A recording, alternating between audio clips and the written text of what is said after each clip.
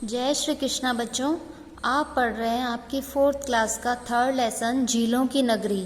आपको पिछले वीडियो में मैंने बताया था, पिछले आपके 2 वीडियो मैं आपको पढ़ा चुकी हूँ, उनमें आपको मैंने बताया था कि झीलों की नगरी किसको कहते हैं। हम उदयपुर को बोलते हैं और उदयपुर को राजस्थान का कश्मीर की भी उपमा दी गई है। और आपको पिछले वीडियो में बताया था कि महाराणा प्रताप की वहाँ प्रताप गौरव केंद्र पर एक 57 फीट ऊंची प्रतिमा लगी है।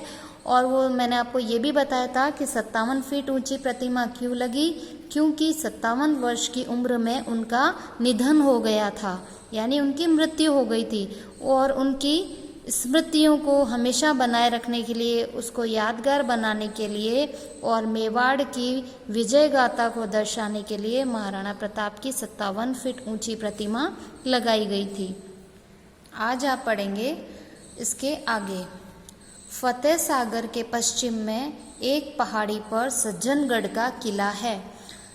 पश्चिम दिशा की ओर एक पहाड़ी है और उस पर किसका किला है? सज्जनगढ़ का किला। इसे महाराणा सज्जन सिंह ने बनवाया था। तो किले का नाम क्या है? सज्जनगढ़। और सज्जनगढ़ को किसने बनवाया था? महाराणा सज्जन सिंह जी ने। और हाल ही में राजस्थान सरकार द्वारा इस वन्य क्षेत्र को अभयारण्य घोषित किया गया है। पहले तो ये सिर्फ सज्जनगढ़ का किला था, लेकिन अब सरकार ने इसको क्या घोषित किया है? वन्य क्षेत्र को अभयारण्य घोषित किया है।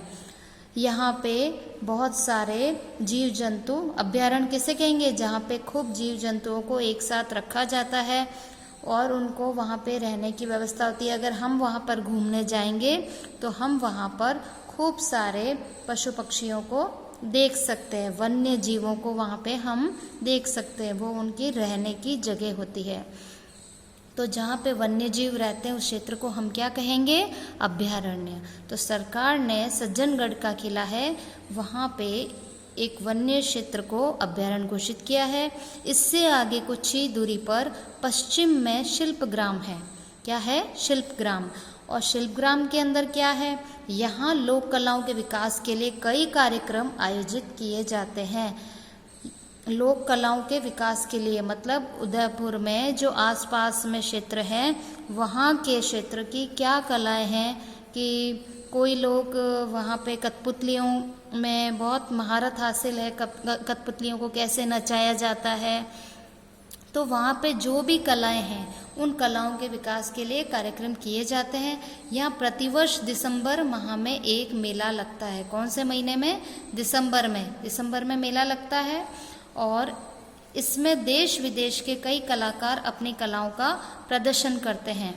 बाहर से, हमारे देश के भी और विदेश यानी बाहर के लोग भी आते हैं और अपनी अपने देश की कलाओं का प्रदर्शन करते हैं। झीलों की नगरी में गुलाब बाग तथा सहेलियों की बाड़ी नाम से 2 सुंदर बगीचे हैं। झीलों की नगरी किसे कहते हैं? उदयपुर को। ये आपको पहले भी बताया था, क्योंकि यहाँ खूब सारी झील हैं इसलिए। अब जो ये उदयपुर है, इसमें 2 सुंदर बगीचे हैं। एक तो है गुलाब बाग और दूसरा है सहेलियों की बाड़ी। गुलाब बाग में भांति भांति के गुलाब खिलते हैं, इसीलिए इसका नाम क्या दिया हुआ है? गुलाब बाग। और इनकी भीनी भीनी महक से दर्शकों का दिल बाग बाग हो जाता है। जब गुलाब ही गुलाब वहाँ पे इतने सारे लगे होंगे तो गुलाब की खुशबू कितनी अच्छी होती है, हमें अच्छी लगती है ना। तो वो खुशबू से हमारा मन कैसा हो जाता है? बाग बाग, यानी हम बहुत खुश हो जाते हैं, हम उत्साहित हो जाते हैं, प्रसन्न हो जाते हैं हमारा मन कि अरे वाह कितने सुंदर फूल खिले हैं। उनको देखकर भी हमें बहुत खुशी होती है और उसकी महक हमें बहुत अच्छी लगती है। यहाँ एक चिड़ियाघर भी है। चिड़ियाघर का मतलब जहाँ पे खूब सारे पक्षी रहते हैं, तो वहाँ एक चिड़ियाघर भी है। और रंग बिरंगी चिड़ियाओं का चहकना सबको आनंदित कर देता है। जब हम 1-2 चिड़ियाओं को भी देखकर खुश हो जाते हैं कि अरे वाह कितनी सुंदर चिड़िया हैं, और ये जब वो बोलती है तब भी हमें अच्छा लगता है। लेकिन जहाँ पर इतनी सुंदर सुंदर रंग बिरंगी चिड़िया होंगी तो वो तो हमें देखकर सबको बहुत अच्छा लगेगा। तो वहाँ जो भी आते हैं उनको ये सब रंग बिरंगी चिड़िया को चहकते देखते तो सबका मन कैसा हो जाता है? आनंदित हो जाता है। यहाँ बच्चों की रेलगाड़ी भी है। बच्चों की रेलगाड़ी मतलब इसके अंदर छोटे छोटे बच्चे बैठते हैं रेलगाड़ी में। तो जो बगीचा है उसमें सुंदर सी एक रेलगाड़ी है और उसमें सब छोटे बच्चे टिकट लेकर बैठते हैं और सबको बहुत अच्छा लगता है उसमें, क्योंकि आप जब ट्रेन में बैठते हैं तो आपको कितनी खुशी होती है। तो वहाँ पर बच्चों की रेलगाड़ी है, कहाँ पे? सहेलियों की बाड़ी में। और आप चाहो तो इसमें यात्रा कर सकते हो, किंतु टिकट लेना मत भूलना। आप भी उसमें यात्रा कर सकते हो, पर उसके लिए आपको क्या लेना होगा? टिकट लेना होगा। टिकट लेके आप उस ट्रेन में बैठ सकते हैं। इसके अलावा यहाँ पहले भालू, शेर, चीते, बंदर आदि भी थे। यहाँ शेर की दहाड़े सुनी जा सकती थी। हिरण को कुलाचे भरते देखकर बच्चे खुश होते थे। किंतु जब से सज्जनगढ़ को अभ्यारण्य घोषित किया गया है, सब वन्य प्राणियों को वहां स्थानांतरित कर दिया है। जो ये बगीचे थे इनके अंदर भी कुछ भालू, शेर, चीते, बंदर इनको रखा जाता था। हिरण होते थे, शेर होते थे, लेकिन जब से सरकार ने ये सज्जनगढ़ का अभ्यारण्य बना दिया है, सज्जनगढ़ को अभ्यारण्य घोषित किया, तब से ये सभी जीव जंतुओं को भी यहाँ पे ही स्थानांतरित मतलब यहीं पे भेज दिया गया। सारे जीव जंतु यहीं साथ में रहते हैं। सहेलियों की बाड़ी में जब फव्वारे चलते हैं तो जन्नत का नज़ारा लगता है। सहेलियों की बाड़ी मैंने आपको बताया था ना, सहेलियों की बाड़ी, इसमें एक तो आपको गुलाब बाग के बारे में बताया था और एक आपको सहेलियों की बाड़ी में जहाँ के बच्चों की ट्रेन भी चलती है और यहाँ पर फव्वारे भी चलते हैं। फव्वारे समझते हो ना, वो पानी के फव्वारे सुंदर सुंदर, जैसे कि आपके खेतों में होते हैं। खेतों में बूंद बूंद पद्धति से या फव्वारे के द्वारा आप लोग सिंचाई करते हैं, तो उसी तरह वहाँ पे सुंदर सुंदर फव्वारे चलते हैं। तो जन्नत का नज़ारा लगता है, ऐसा लगता है कि स्वर्ग तो यही है। इन झीलों के किनारे वर्ष में 2 बार मेले लगते हैं। ये जो झील है इनके किनारे वर्ष में कितनी बार मेले लगते हैं? 2 बार। हाँ, हरियाली अमावस्या तथा गणगौर के अवसर पर इन मेलों में सहारा शहर उमड़ पड़ता है और पास पड़ोस के लोगों की भी भीड़ जमा हो जाती है।